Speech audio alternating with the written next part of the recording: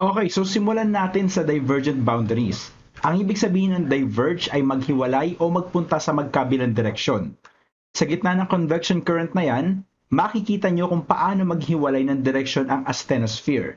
Kaya kasabay nito naghihiwalay ang lupa na nakapatong sa ibabaw niya.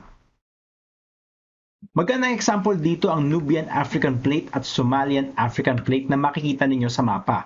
Mayroon dalawang divergent boundaries dito na pumupunit sa Africa.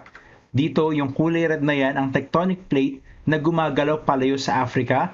Nagre-resulta ito sa rift o pagkasira na tinatawag nilang East African Rift. Sa mapang ito, makikita nyo kung saan dumadaan ang East African Rift Valley. So ano kaya ang mangyayari dito pagkatapos ng ilang milyong taon? Magsisimula muna siya sa pagkasira o rift sa lupa. Daan-daan siyang lalaki hanggang maging isang rift valley. Eventually, dahil sa lalim nito, magkakaroon ng tubig, ilog o sapa sa ilalim kapag napantayan na niya ang water level ng dagat. At dahil bumubukas ang lupa, makakalabas ang magma mula sa asthenosphere na siya naman lumalamig para maging panibagong lupa sa gitna ng boundary. Eventually, mas lalo pa itong lalawak hanggang maging isang dagat o pag tumagal, maaari pang maging bagong karagatan. So dito makikita natin ang present Africa, pero after a few million years, maghihiwalay na sila dahil lalayo na ang Somalian African Plate at mag-iiwan siya ng dagat sa gitna. Para sa mas modern na example, dito tayo tumingin sa Red Sea. Siguro kung familiar kayo sa story ni Moses, ito daw yung dagat na hinati para makatakas sa mga Israelites sa Egyptians.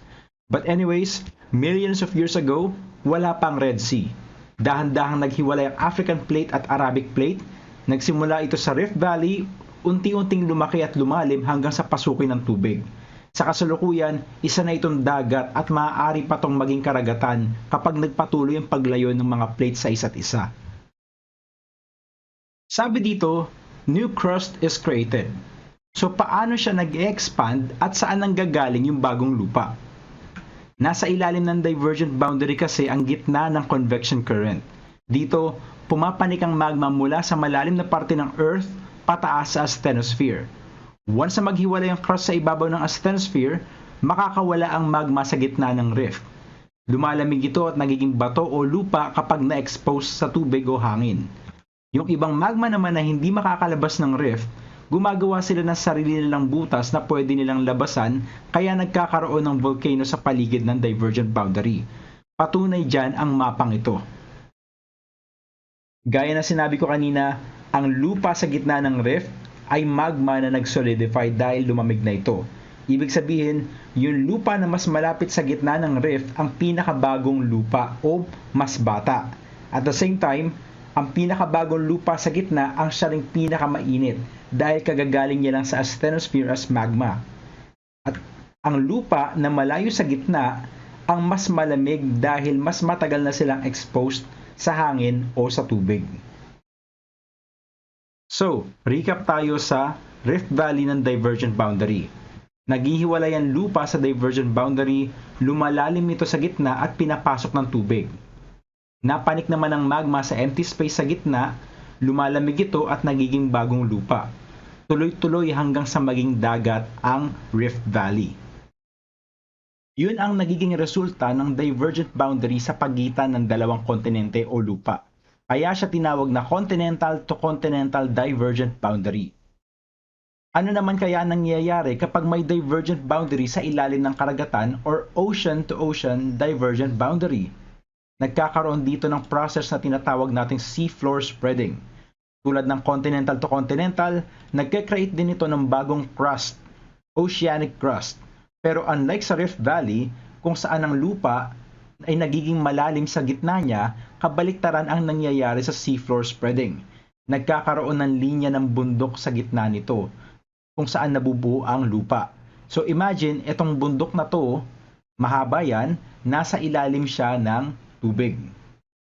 Hindi na natin siya tatawaging valley or rift. Ang tawag na natin sa kanya ay ridge.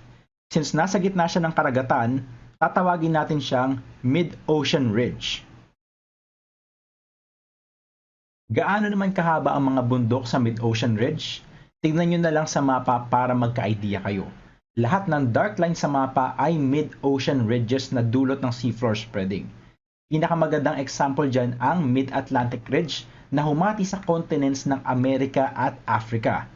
Hindi lang bundok ang meron dito. Kagaya ng sa lupa, madami din dito mga volcanoes at madalas din nalindol sa mga oceanic ridges dahil sa paggalaw ng lupa. In fact, mas madami pa ang aktibong volcano dito sa ilalim ng dagat kumpara sa lupa.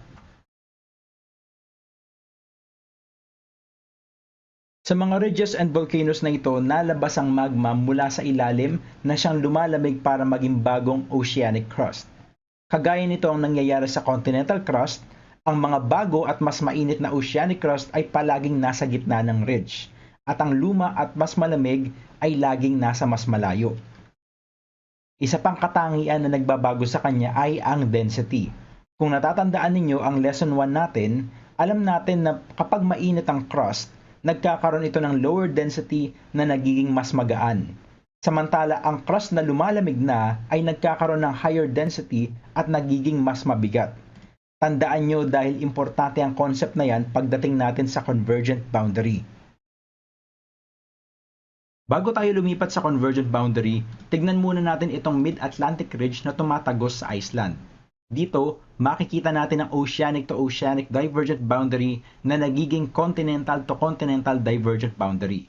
Narito ang Mid-Atlantic Ridge na dumadaan sa gitna ng Iceland.